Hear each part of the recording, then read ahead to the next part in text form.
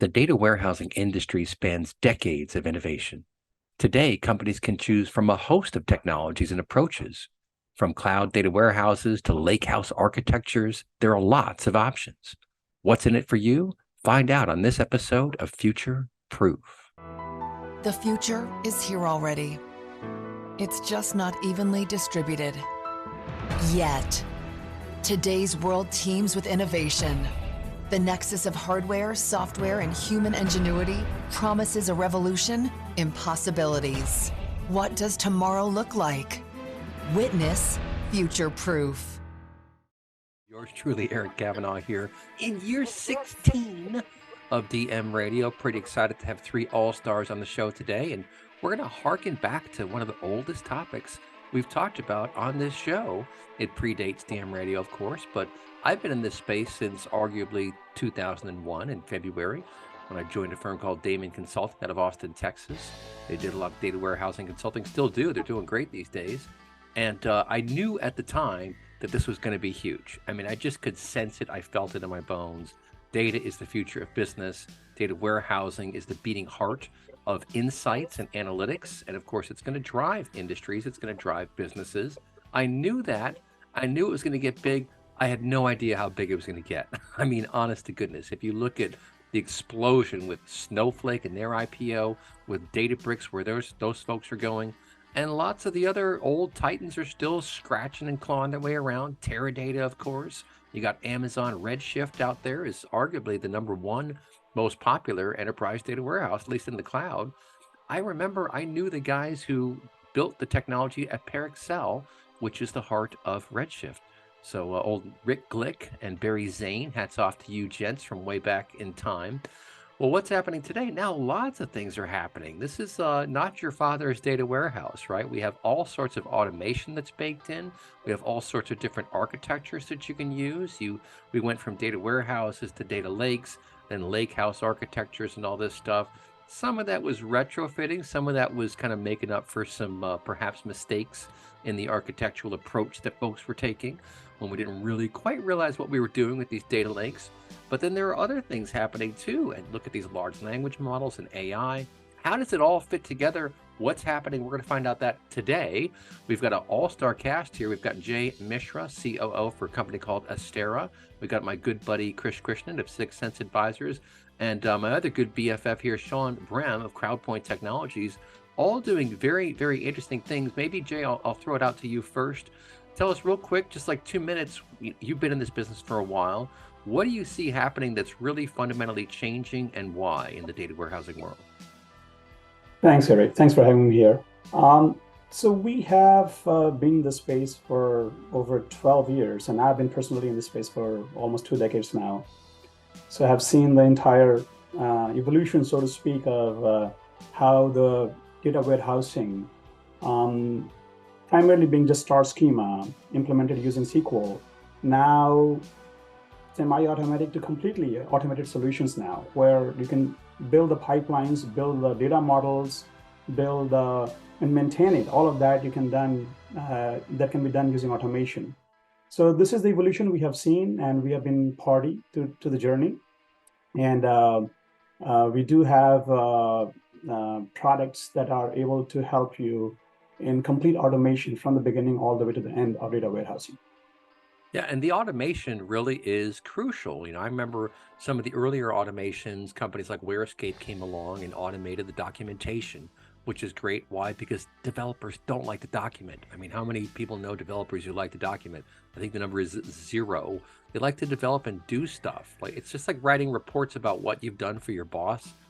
Boring. You just want to go out and do your job. You don't have to document stuff. That was one of the earlier innovations. But then in terms of all these dynamic data pipelines that we have these days, replacing traditional ETL using declarative technology in some examples, really very powerful technologies. And then, of course, observability has blown up all around us, I think in large part because of Kubernetes and this whole new way of building out enterprise applications. But the fact that we have such nimble and interesting architectures, I think, really speaks volumes about the importance of these data products, and that's a new thing, calling them data products, and the maturation of businesses and how we consume these information services. What do you think, real quick, Jay? Yep, absolutely.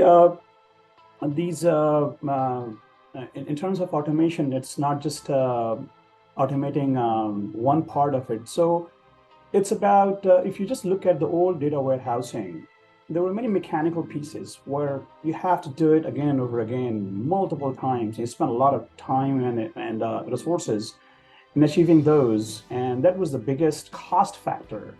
So that was something that we saw, that whatever can be repeated, whatever can be templatized, for lack of a better term, let's do that. So it was based on rules. So you write rules and you try to create templates and use that in such a way that instead of doing it 50 times or 100 times, you can do it just once, and then templates will take care of it. So that was rule-based automation. And then recently, about I would say about a couple of years ago, we started to kind of go into more AI-based solutions where we are still trying to automate it, but using AI to kind of make decisions for you, where not only just mechanical stuff, but helping you in making some intelligent decisions, even for data modeling. So, for example, we're talking about, hey, I have a base model and I want to determine, just going back to good old star schema, which one is a good candidate for a fact, which one is a good candidate for dimensions, how they should be connected. So if you have all that information, you can use AI or even LLMs to give you some recommendations. So the first cut is done for you. And that is also basically an extension of automation. So we see basically AI helping in a big way in automation. And end result still stays the same. Of course, you have to build those data models. You still have to create those pipelines to populate your star schemas or data vault or Delta Lake or whatever architecture you have chosen. You still have to move data. You still have to populate your destinations, and then you have to publish it. So the entire process, if you look at the entire journey, there are multiple steps, and each of the steps are getting benefited by AI-based solutions. So we, in our company, actually, we started to focusing on different areas one by one, and we have been able to actually include AI in multiple areas. Now we see that what the same product or same solution that you want to build, let's say it used to take 1 man year, now we're able to bring it down to maybe 1 man month. So that kind of reduction you are able to see with the inclusion of AI. And this is at the top of, by the way, rule-based automation that we have seen over the past decade or so. Yeah, and you bring up an excellent point, and I want to dive into that over the course of the show here, because this is one of my theories that the power and, again, the maturation or the maturity, if you will, of artificial intelligence and our ability to leverage it is really going to change and optimize the architectures and the decisions we make about, as you suggest, what's a good fact, what's a good table, how to piece all these things together. The data can tell us all of that. By watching the flow of data in the organization, we can learn a whole lot and re-architect these systems, and we're coming up with very interesting ways of doing that, which is a perfect segue for Sean Brehm of Crowdpoint Technologies to come in. I was talking to Sean just the other day, and this man taught himself Hadoop while working in the military to go track down bad guys. That's a pretty interesting thing to have done. And now he's built out Crowdpoint Technologies, this amazing ecosystem built on a hybrid blockchain database foundation. And Sean, you just mentioned to me the other day, let's get the camera on Sean here as well, this whole concept of JSON as a reference architecture. Tell us about that, Sean. Yeah, I mean, one of the big things that both of my comrades on the call just talked about are classic problems from data lakes and data warehouses. And I think, the way we looked at it is we first, go all the way back to, we most of the time when it comes to the operational side of the business, when it comes to data, we don't know what we don't know. We don't know what questions to ask. So the question is, the actionability. And if you look at the history and where we've gone is, data lakes were just like, if data is the new oil, I always go back to that, as you know, the data lake's just a big, massive reservoir of crude oil. It's just murky. It's got dead dinosaur in there, right? But when you start thinking about what data warehouses promise us is, that's like, it's already gone through a refinery. It's clean, it's sorted. It's like petrol, diesel, jet fuel. So what becomes important then is, how do you solve that last problem, which is, how do I create a way for people to, engage in it and get discovery? And one of the things that we identified very, very early on is the power of using JSON. And, it's machine readable, it's human readable, but it really lets you get into some really interesting things that we've done already, which is, majority of the time, you're going to be pulling data from a large enterprise class database, or you're going to be pulling from large enterprise applications. Well, what if all of a sudden you can leverage the power of AI, which we've done, is to go in there and let the business units have conversations with the traditional databases. And then when you bring the data out, you transform it into an ontological learning model that is based upon, what the company does. Well, now all of a sudden you've got these almost like a more efficient version of an RDF framework with the repository inside a very queryable environment through a response AI. And that's precisely what we built. We built a mechanism which we can use response AI to talk to your database and then get the results. Well, when the results are coming out, it's going into an ontological framework automatically, and it's being stored in the schema automatically. So your ETL function has essentially been automated, but now it's in the form of a conversation. And JSON's just turned out to be a real natural way of doing that. And we ended up just building. We also felt that, once you went to that way, you could start using better, you talked about Kubernetes, better versions of emerging containers out there that let me create polyglot interfaces. So whether it's Python, Kafka, Spark, who cares? You can have conversations and query that, whether it's going to be a conversational query or it's going to, get into the things like pie charts and graphs. Mm-hmm. No, that's very, very interesting. And I think what is so fascinating to me about it is, again, it's an architectural approach that is new, it's novel. But this is the beauty of information systems these days. There are hundreds, if not thousands, of ways to skin the cat. That doesn't mean there are hundreds and thousands of efficient ways to skin the cat. There are lots of inefficient ways to do things. And as I think about turning AI back onto traditional information architectures, I think we're in for a revolution about how to do this stuff. Because if you look at the traditional way of doing things, if you were able to calculate the actual ROI, the value that you're gleaning from these insights, and then understand how much work was necessary to get there in terms of moving data around and adjusting things and doing all this tweaking and everything, it's like, okay, it's somewhere. But if you can cut out 80% of the wasted effort and still get the same value or more value, that's a whole different ball game. And well, go ahead, Sean. No, if you're dead on, it fuses the operational requirements of a company and the technical requirements of the company. This is my third rodeo as a CEO. My background in counterterrorism and in big data and hunting, all kinds of people. One of the things that made us kind of unique in our cell was we were operational experts. We had all the cool guy badges. We jumped out of airplanes, but we knew data science. And so what ended up happening is, typically when we presented actionable intelligence to other people, it was in a concept that was consumable because we all spoke the same language.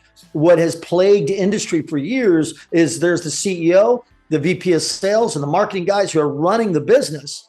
And then you have the technical staff that are somewhat abstract from the business. When you take a response AI and you give a chance for Sally, Dick, Tommy, Joey, all to ask questions of their existing database, and it pulls the data out, does an automatic ETL, puts it into an ontological framework, you're creating a much more version of, I always thought, no offense to my Microsoft friends out there, I always thought SharePoint was a waste of time because it was opinions, right? And what this does is it basically gives you ground truth. So now, we recently were doing a demo in front of a customer. We took an old Blockbuster database, and we were just asking it obtuse questions like, on average, on a Tuesday, what are the themes associated with films and who's the leading actor?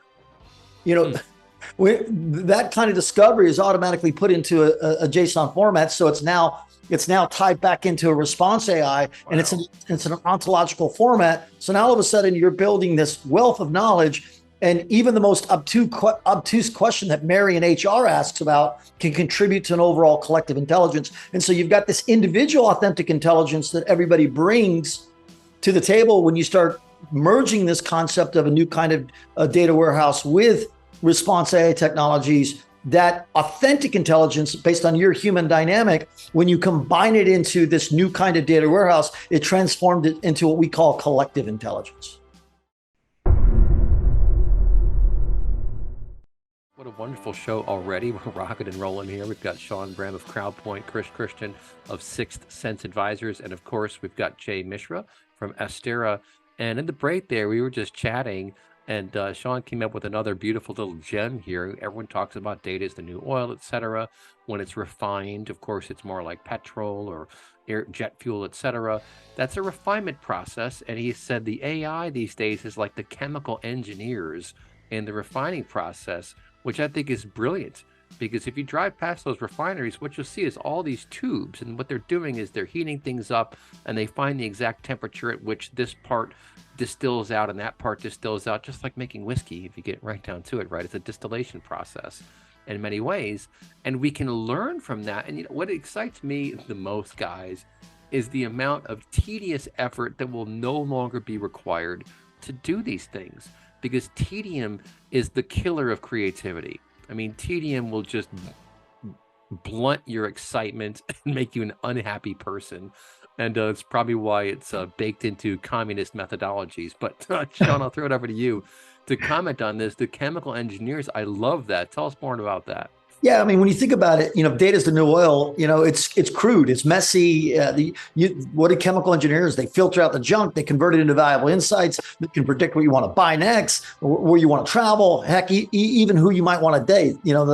Essentially, we've got these algorithm matchmakers from chemical engineers. And what makes all three of us in common on this is we realize that we understand that there is both the science behind data science, or alchemy and chemical engineering, and there's an art. And what's really nice is when you automate the science, then it transforms the three of us into artisans. Wow. See, so that's where it gets real exciting. I mean, at the end of what you really need to think about is, if you're not refining your data, you're sitting on a useless gold mine. That's the bottom line. So if you're this chief executive out there and you're not refining your gold mine, there's a ton. In other words, it's like having a barrel of crude oil and not knowing that you can turn it into fuel, plastics, or whatever you want to get from that refined oil. You don't understand how valuable it is. And so what we're talking about today with the advent of AI is, as I said earlier, you can now ask your database a question and get a response, and then it's stored in your data lake. Not a data lake anymore. It's now stored in a data warehouse because it's ontologically organized. But that same ontological organization is the basis of your own private language model. No more huge, large language models that hallucinate. You're going to have long-term memory in your organization. Wow, long-term memory. That's great stuff. And Jay, I'll throw this one over to you. The importance of these ontologies cannot be understated, I think, because it's like the skeleton of your business model. If you get right down to it, it's the skeleton, and I think the nervous system too, right? Because it's governing, it's holding you up, and it's governing the flow of ideas through your system, and that is just crucially important.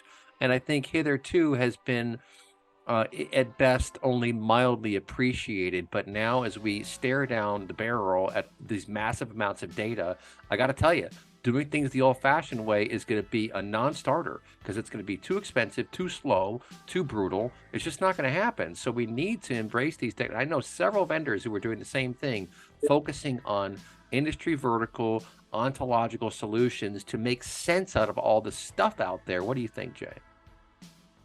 Yeah, that relates to another topic that is we have been discussing internally quite a bit. And connects to what Sean was talking about, the quality of data. And you don't know the value of the crude oil unless, as in your words, unless you're getting something out of it that is meaningful. And even for analytics, or even for let's say we're talking about training your localized models and all that. The quality has been proven to be the most important factor. If the quality of your data is good, you're going to get good models. You're going to get pretty much everything flows from there. So if you don't have the quality right, everything else basically is useless. And the other side of it is kind of a accumulation of useless data. That is also we see routinely. Our customers, in the beginning, they go overboard. Hey, bring in data from there, from here, just accumulate it in one place. But hardly, no, 1/4 of that data is being used. Sometimes even less.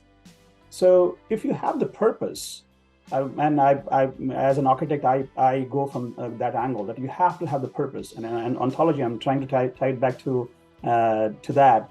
So you have to have the purpose first, that what exactly you want from your data, then what kind of data you want, and just bringing everything together and then trying to figure out something that is going to happen. You've seen what happened with the data lakes and all that. We don't want to go that route again. And I think we have an opportunity here, bringing the right quality data and having AI help us to make sense of that data and getting insight out of it. That's where I see the direction in general of the data management and overall the intersection of data management and artificial intelligence. That's what has been focused in past few months. And I see that this is the direction we have been taking at our company. So so that is what my take would be about the role of purpose of how you see your data, what you want from it, and from there it should flow. And then also whatever you're bringing in, make sure that the quality is right. You are spending extra effort in making sure that the data quality is correct, and then after that it goes into analytics or any downstream processes. It is going to make a huge difference in the value. The value that you're deriving from your data is going to be much better. Yeah, I know it's interesting here, Krish. I'll throw it over to you. I love this concept that Jay's bringing in about purpose and knowing what you're trying to do, right? My old boss, when I was at TWI, Peter Quinn, he had this great line where he'd say, let's achieve what we're trying to achieve, which is kind of fun because it kind of speaks to the fact that you go to work, you do stuff, and as long as you feel good about it, you're like, okay, I did some good stuff today. But did you do what you were supposed to do? Did you accomplish what you had set out to accomplish? And that's what OKRs are all about, right? And as I think about purpose and getting what you want from the system, well, you do need to know what you want to get. And a lot of times you have to modify that because you look at the data, it doesn't come back the way you thought, and you have to be open to that. But in many ways, it's kind of like the value of getting the prompt just right, or the old expression from Mark Twain. What did he say? The difference between the perfect word and the almost perfect word is the difference between fire and the firefly, or lightning and the lightning bug, or something like that. I mean, it's like a big difference to not get things just right. So you want to get things just right. And I really feel like this nexus of AI and data management is the key. And if you're not embracing that, you're falling behind right this very second. What do you think, Krish? Absolutely, Rick. The fact that you are standing at a tipping point, pretty much, where you would need to embrace a large language model concept. You would need to enter into the world of prompts. You're going to start talking vector databases. You're going to do embeddings. When you bring all these thoughts, and these are not theoretical concepts, right? I mean, we've gone through this for at least the last 2 years now, and we're seeing the emergence. So when this is where you're going to start from, this is not where you're going to reach and then go further. This is where you're going to start from. There are two things that are very important, and Sean hinted at it early on. It is all about data observability and data monitoring, and then Jay put it clearly saying you need to know where you want to go, and then you said, hey, you need the OKR to come in between the monitoring, observability, and the outcomes of that vision. And that is where AI comes to its prime time. And the AI we have today is not the AI from last winter at all. It's so That's very, funny. very true. Very tipping true. point. Our architecture is way different now. Yeah, the tipping point is a good segue to Sean. Yeah, so we are at a tipping point because when you think about this, it's going to be for the first time. So think about your normal process that used to happen. Like as data scientists, we went out and I'll give you a classic example of old data science. And I won't tell you the government organization I was working for, but you all will appreciate this. So I got this tons and tons and tons when I was doing work with in certain agencies of travel data. And when we looked at the travel data, we were able to find, some huge Poisson events that were just sitting out there, and we had to figure out what they were. And it wasn't until we sat back to the customer and said, "Oh no, there's a policy that says when you travel to the capital of the United States of all our other government agencies, you have to go out of the capital city of each state because there are pre-negotiated rates that get you from the capital of the state to the capital of the United States." But what we found, the Poisson data points, where people were making the original reservations from the capital of their state to the capital of the United States.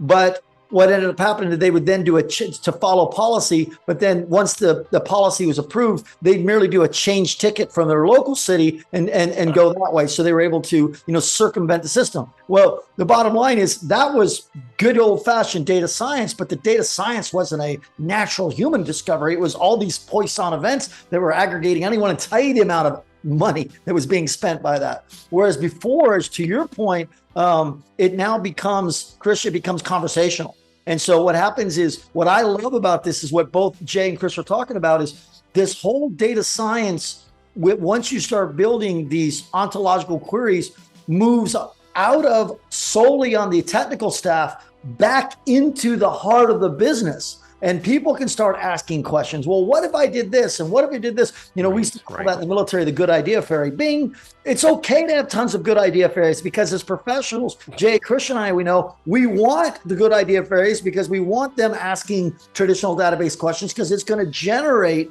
those natural distributions and frequencies and co-occurrences that are just going to make our job easier. And it really becomes a really interactive environment. The weird thing about all this is when you start building the ontological models, what's really cool is it's a race to a big finish line. So all you CEOs out there, you need to listen to your IT staff. The one who builds the best ontological model for your particular sub-industry in a global industry categorization, you are sitting at a whole new level of revenue models. Mark my words. Yeah, that's a really good point. Jay, I'll throw it over to you to comment on. I think Sean's right. It's a new arms race, but we all have the arms, right? Everyone has the arms. It's a question of what you do with them and how you map that and how you spend your time. And it's kind of amazing watching how quickly this is all evolving too, because I'm watching all the stuff that's coming across LinkedIn and all the stuff the vendors are talking about. And it's like, we talk about one thing on a show and 2 weeks later, they're doing it. I'm not saying it's because they heard us on the show. I'm just saying there's this sort of collective intelligence that is aware of what's happening. We see the roadblocks. Oh, there's a roadblock. Oh, it's gone. Okay, let's go to oh, it's gone. And like, this is just happening. But I think the key is that ontology.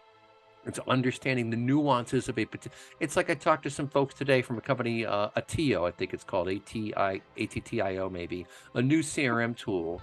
And they have a flexible object model where you can do custom objects.